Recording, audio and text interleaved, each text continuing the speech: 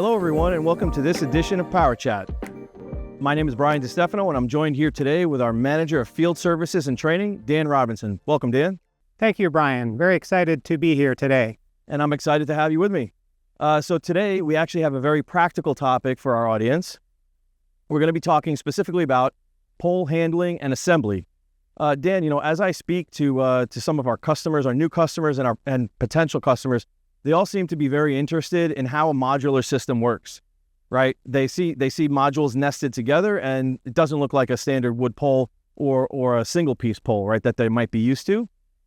So today we're going to get into what makes us a little unique and also what makes us very similar to what customers are used to seeing. So we're going to talk specifically about some of the nuances of our product, how to handle individual modules, how to assemble a joint. We're going to talk specifically about how to assemble one joint. But as you know, typically in a distribution application, there's going to be two joints because we're going to have three modules, right? And then as we're going through all of this, if you could just point out any safety tips and tricks that folks should keep in mind as we assemble these poles and install them, that would be great. Sounds good? Yeah, that sounds wonderful. Again, today we have two of our three smaller modules, which we call the O2 and O3. And assembling the modules is probably the biggest change for a line crew, moving away from a traditional wood pole or a one-piece pole. So we have our crew ready over here on my right, and we're going to go slowly. We're going to take the shipping bolt out. We're going to handle these modules by hand, and we are going to remove the inner module, which is the number 2 module, or as we say, the O2 module, and we will get ready for assembly. That sounds great, Dan. Before we do that, I would like to talk to you a little bit about just an overview of resources, right? How many people, what size crew should we generally have to do this? Yeah, typically a 4-person crew with a 4-person or a crew supervisor would be ideal. At that time, a lot of the assembly, you're working in pairs, in unison, and you'll see that a little later. And obviously a little more, make light work, but you can get away with a 4-person crew. That sounds great. And I do know we also have some typical tools that folks are very used to seeing, but we also have some specialty tools that RS developed for this process specifically. If you wouldn't mind, would you like to maybe go over some of those tools at this time? Yes, let's go over them right now. We have this great. cable set up. And most of these tools are common line items that you will find on a line truck. However, I will point out some of the specialized tool. The jacking bar kit is specialized. That's this here, right? That's correct. Okay. It comes from RS. It can be used for hundreds of assemblies. There's a high amount of compression during the assembly process. It's recommended between 6,000 and 8,000 pounds of compression. So we want to make sure we're not just using a through bolt or a tool that's not safe and the recommended tool for that high compression assembly process. So this comes as a kit. There's 2 pair in a kit, and it comes in a typical gun case, and that's your most specialized tool. Also, to go with that, we have a dead blow hammer, either 3 or 5 pounds. It's very typical, right? I mean, you can find this anywhere? Correct. Okay. Any hardware store would typically have that. We have a couple of common 4-foot slings, and we can use them in a couple of applications. One is for simply carrying the modules, and if your chain hoists aren't long enough, you can also use the slings to span that gap, which we'll cover in a couple of minutes. Very common on most line crews are your lever chain hoists. That's this piece right here, right there? Correct. Okay. And there's a number of different types of hoists, come-alongs. In the field, we found the lever chain hoist works the best, and either 1.5 ton or ideally 2 ton hoists on each side. And that 2 ton equates to the 8,000 pounds of compression. Makes sense. Now, otherwise, I see some pretty typical tools, right? A couple of adjustable wrenches. We've got some battery drills with different bits, hole saw, socket, and a small 5/16 nut driver, right? Absolutely. Nothing too specialized here. Most of the remaining items are common on most line crews. And at the end of this table are a couple of specific pieces of accessories and hardware Yes. These are the blind nuts to put the joints together, right? Correct. We Okay. mechanically guarantee the joint, and we do that by putting in the blind nuts. You'll see that a little bit later. We have our top cap, Yep. and cap. that just ensures no critters can get into the top of the pole, protects it. And we also have some self-drilling screws, All right, these little guys here. and they would replace where you would typically use a staple in a wood pole. The self-drilling screws have really good holding power.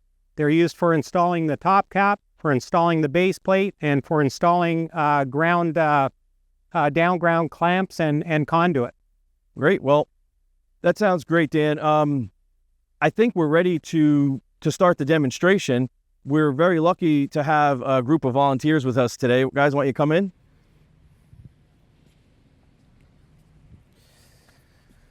Okay, Dan. All so right. what's our first step? All right, first step here, and this is a typical nested pole set. And what I mean by nested is that the smaller modules fit inside the larger ones. And this works with all of our module sizes, right from our smallest, the 01 module, right up to our largest module, the 1011.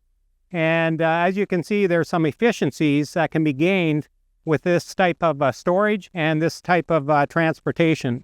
And there's one bolt that holds together the nested module set. It's called the shipping bolt. And the first step is going to remove that. And when we're doing any mode of transportation, we want to ensure that shipping bolt is facing the ground, facing downward. So we can go ahead, gents, and remove that shipping bolt. And So I think you're going to need this guy, right? And there you go.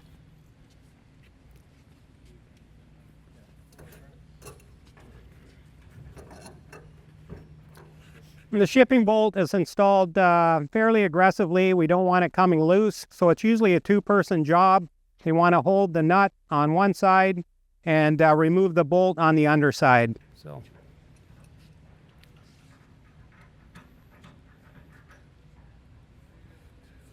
you can assist. And it takes a 1 1/8 inch socket or 2 crescent wrenches will do the job.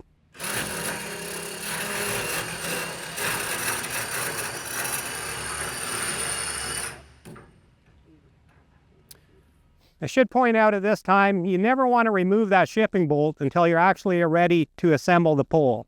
So that may be in the safe confines of the back of your yard where there's no traffic, or if it's an off-road installation, you may want to take the pole out nested and assemble right on site. Yeah, that makes sense. Yeah.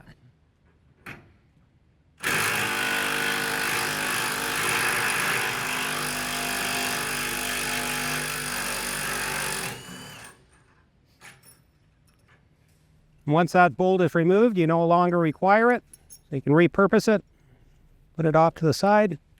Well, that was pretty straightforward. Yeah.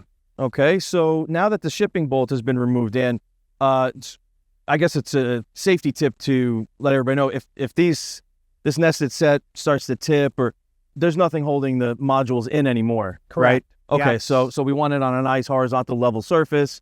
We want to make sure that there's no other forces that are acting upon this nested set before you remove that bolt, right? Absolutely. You want to have the area generally cleared out. Doesn't have to be perfectly level, but it has to be fairly straight. You don't want it uneven when we assemble the pole set. And as the workers will place the module preparing for assembly, they'll keep what we call the B axis. We'll talk about that a little later. We'll keep the B axis pointing upwards, and that ensures the D axis is facing downwards. Okay, so now I'm jumping the gun here, but I assume that we're gonna need these straps now to take this one module out and then move it in front in order for us to jack it together, correct? You nailed it right on, Perfect. Brian. Here you go. There you go. Here's yours. Thanks, guys. Okay. And this is another demonstration of just how common line tools can assist with some of the everyday tasks with the assembly. So go ahead, gents, just slowly lift backwards on it. Okay, that comes out pretty easy. Yeah, very Okay. easy. Yeah. Now, if these were our larger modules, if you just want to hang on right there, gentlemen, if this was a larger module, we'd replace the manpower with a derrick or digger truck. And we would have a sling right here. We would slowly pull it up with a little bit of upward pressure. And as soon as we see our center of gravity line, we would replace that sling, the choker sling, on the larger module right on the center of gravity. And that would allow the module to be perfectly balanced for maneuverability. But we're doing these smaller ones by hand. And go ahead, gentlemen. You can proceed to take it out. Just keep an eye on the tip. Keep going. A little further, a little further, further. Right about there. You gents can take over. You can face the same direction. Yep. Okay. And right on down to the 2 pole stands.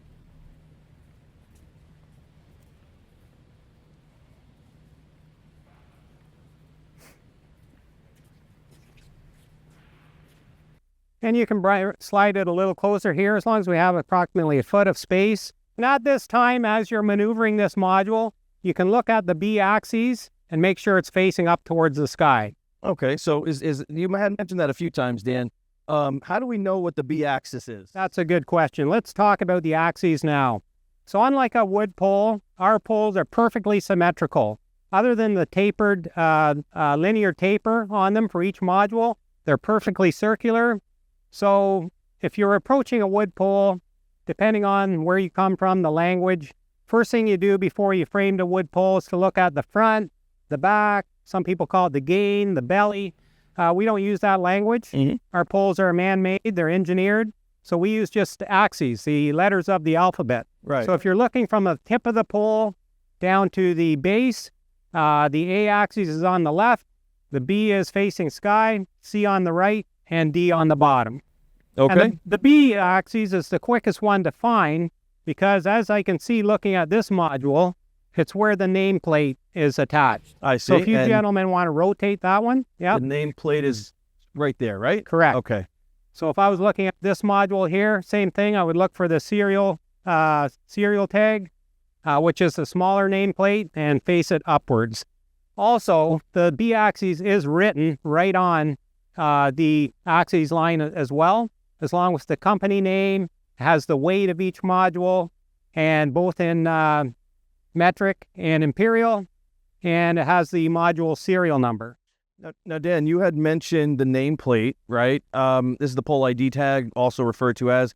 What kind of information do we put on that usually? Yeah, there's a lot of information. It has the company name, has the company website, Resilient Structures. It also has the date of manufacturing, and it has the length of the entire pole set. We're mimicking a 55-foot pole here, and the next 2 lines are reserved for the utility. So it's usually their asset name and then the structure number. They if it's can a put big whatever they project. want on there, right? Exactly. Nope. It's up to them. And then a key item on here is the weight of the entire pole set. Right. So not just this module, but the entire pole. And then it also has the distance that this pole ID tag is from the base. So you know how far it's been set. Absolutely. That sounds like useful information. Okay. Yeah. Very good. Well, you know something, Dan? It sounds like we're at the step now, and you tell me, do we install the jacking bars first, or do we start putting the poles together? Yeah, the next step we want to do here is just have a look at each module. These ones were just transported in. So just with a rag or cloth, we want to make sure no gravel has built up on the inside of the one, and or where I come from in the north, no ice is built up. So we just make sure we check it out and give it a little wipe with our glove and make sure it's relatively clean. Okay. So let's being in the factory today, we can assume that there's no ice. Yes, right? And easily. we're in the middle of Houston, so definitely no ice. Yeah.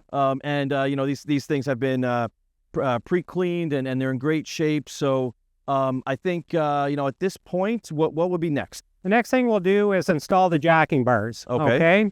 And there's pre-drilled jacking holes from the factory, and they are labeled, some of them, with the 27 millimeter diameter, otherwise 1 1/16", and we'll install the jacking bars. Okay. Do you want to help me do that? Yeah.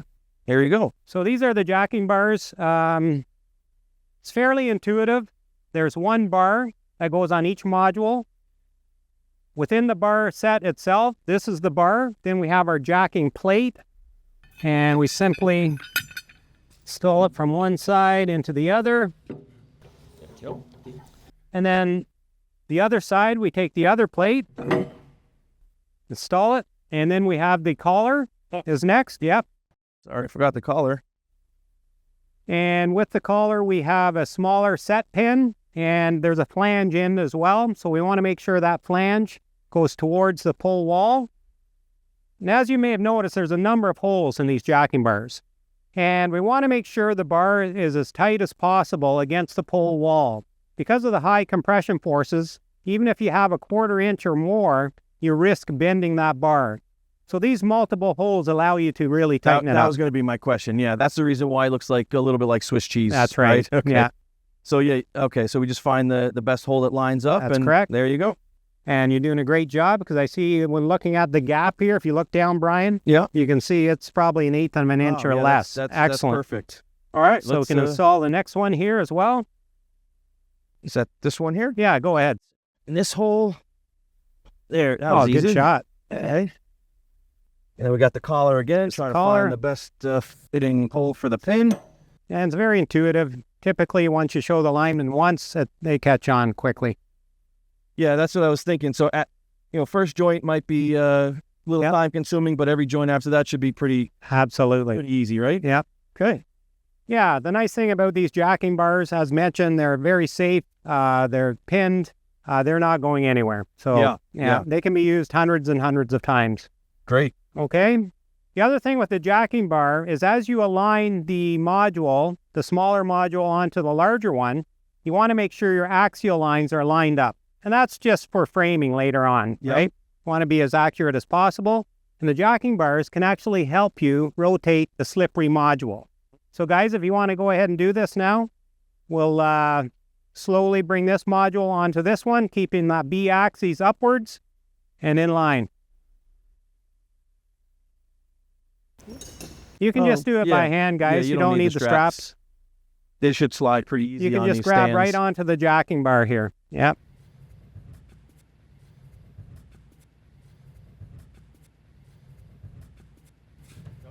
Now at this point, you can see here, we don't want the pole stands to be binding. So you may want to back off here and just lift it a bit, and I'll remove this pole stand, okay? Now you can slide it on. You can move this one ahead. Yep. Oh, okay. And you can see, Brian, it slides on quite a distance before Sure. it actually catches. Yeah. And the gents here did a decent job. At this point, if you need to tweak it a little bit, rotate it one way or another, you can use the leverage of that jacking bar to do so. Absolutely. Good job. I see. So Yeah. so this line wants to match up with that line. Makes sense, right? Yes, that's correct. Okay. Perfect. Yep. All right. And at this stage, now we're ready to install our lever hoist. Okay. So we'll need 2 workers on that side and 2 on this side to attach the lever hoist.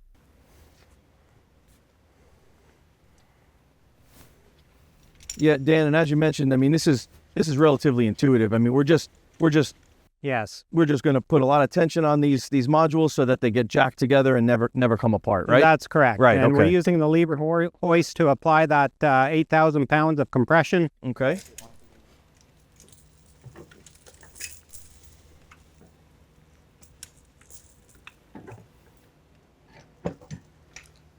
And you're going to want to put the lever in the up position. Yeah.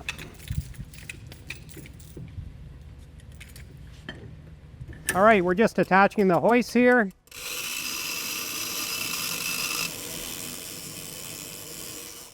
Make sure the lever's in the up position. And the key here is to do it simultaneously. If we're only doing one hoist at a time, we're only getting the 4,000 pounds. We want that 8,000 pounds. So go ahead, gentlemen, start to crank on it. Just want to make sure these are in a parallel position. And don't get it, try to go, there we go.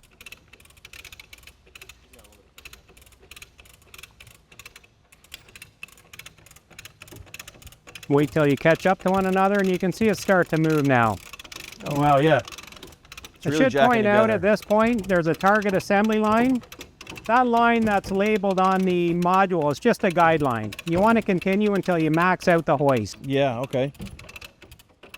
Dan, I see that as they're hoisting, it's there seems to be some tension That's right. bound up in the joint, right? Yep. Each of the filament windings, there's minute variations. So every module is not exact the same, and they start to build up friction and tension. And once they max out these hoists, okay, gents, back away. And that's where the dead blow mallet comes into play. And it's going to relieve all the tension. Okay. So a couple good swats, Brian, up here, down here, even underneath. And you may hardly see it, but usually it'll give a little bit of a, it'll release that built-up tension.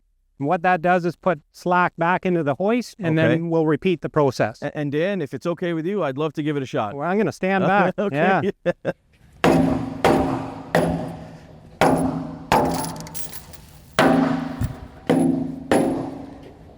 Very good. Like that? Yeah, like I mentioned, sometimes you don't see it move at all, but for the sake of ensuring we have a good compression fit, we'll repeat the process, see if there's any slack in the hoist. So go ahead, and together crank on the hoist again, gentlemen.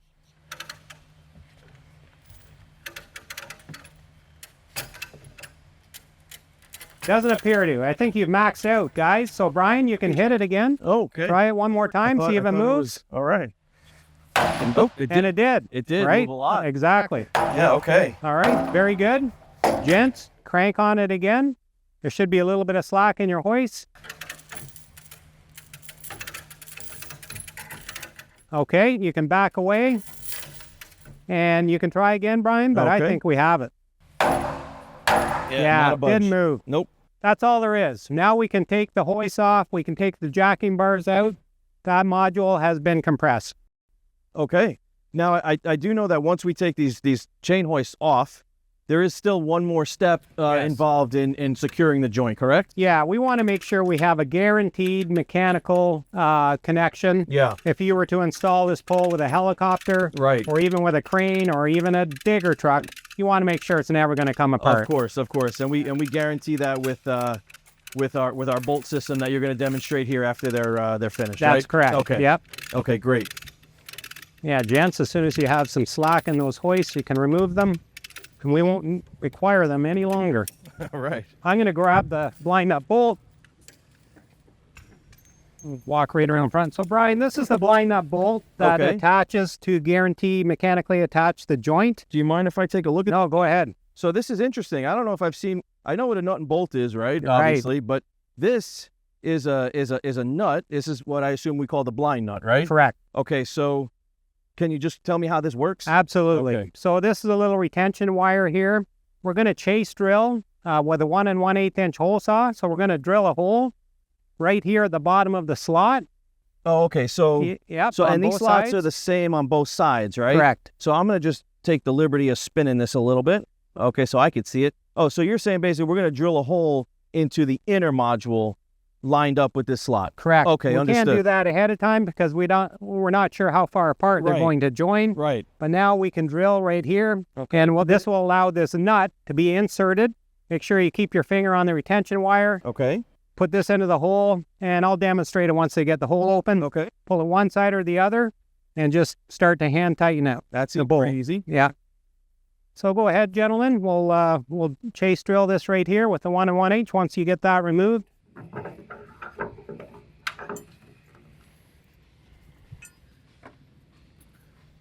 And Dan, I'm assuming, you know, the drill bit for this, you said is a 1 1/8 hole saw, right? That's correct. Okay, so that's pretty standard. Yeah. All right, and the type of hole saw, is this just a high-speed steel, or is it carbide? Or? Yeah, so you want to make sure the line crew has the proper tools. Otherwise, our tough pole can be really frustrating to work with. Right. So what we've discovered is the USA-made MK Morse hole saw works extremely well. Absolutely, you must make sure it's a carbide tip. If you go to the hardware store and get just a bimetal hole saw, it may work for 1 or 2 holes. Yeah. But our tough pole will soon make short work of it, and it'll burn out quickly. The fiberglass probably dulls it pretty quick, right? It does. Yeah. So this bit here will drill hundreds of holes. Okay. The key with drilling is you want high RPMs. Let the bit do the work. You can slowly ovulate your arm a little bit. Make sure you have 2 hands on the drill, and have it on its highest setting. Would it make sense, Dan, just for the purposes of ergonomics, Can we drill it from the top and then spin and drill that way? You could either way. You get an experienced crew. They may have 2 drills going, and right. that way they could drill from each side. Well, so, if you wouldn't mind, just so I could Sure. see, so I could see it going on. If you could, yeah, that'd be great. there you go.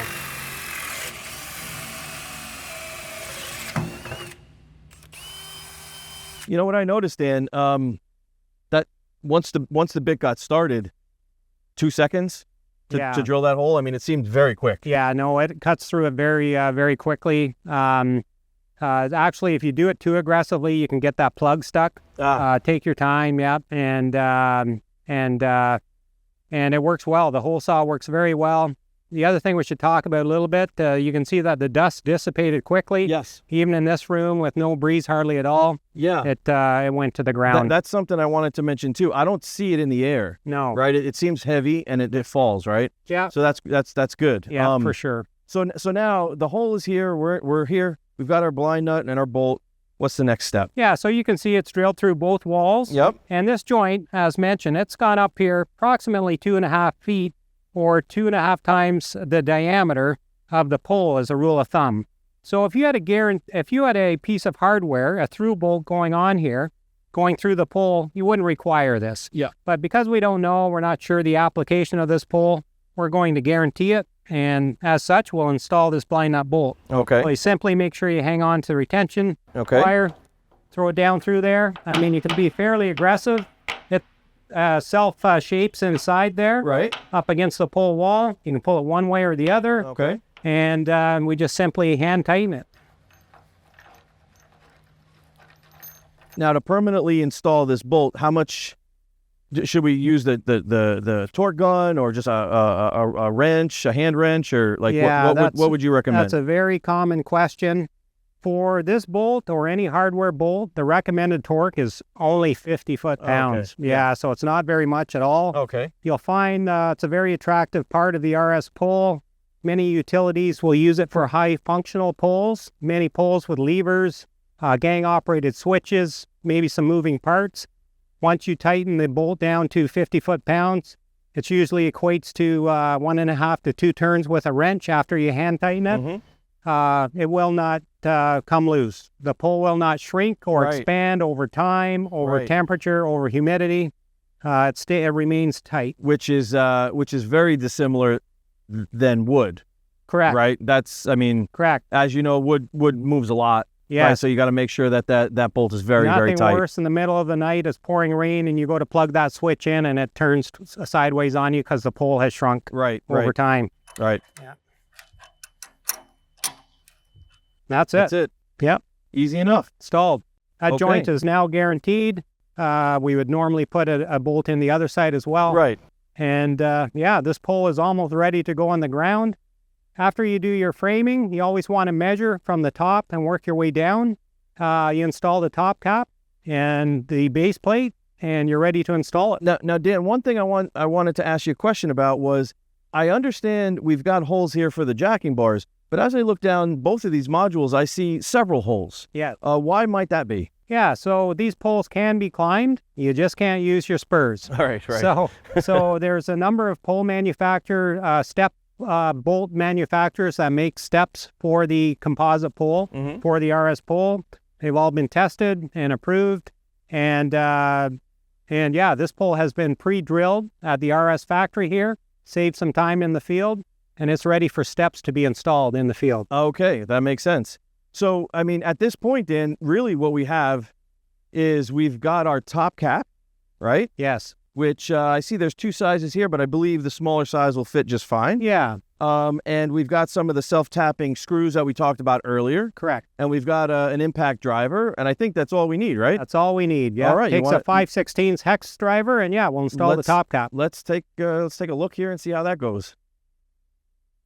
Now, Dan, let me, if this is a very tight friction fit, would you happen to need a hammer or something, or can you just kind of tap it on? I mean, that was pretty typically easy. It taps on quite easily. Of course, this is almost a perfect fit. Yeah. But again, at the factory, they can cut this pole to whatever length the utility desires. Right. Because the pole is tapered, the top caps come in 1/2-inch increments. So you may have a time where it's not as great a fit as other times, but this one works extremely well.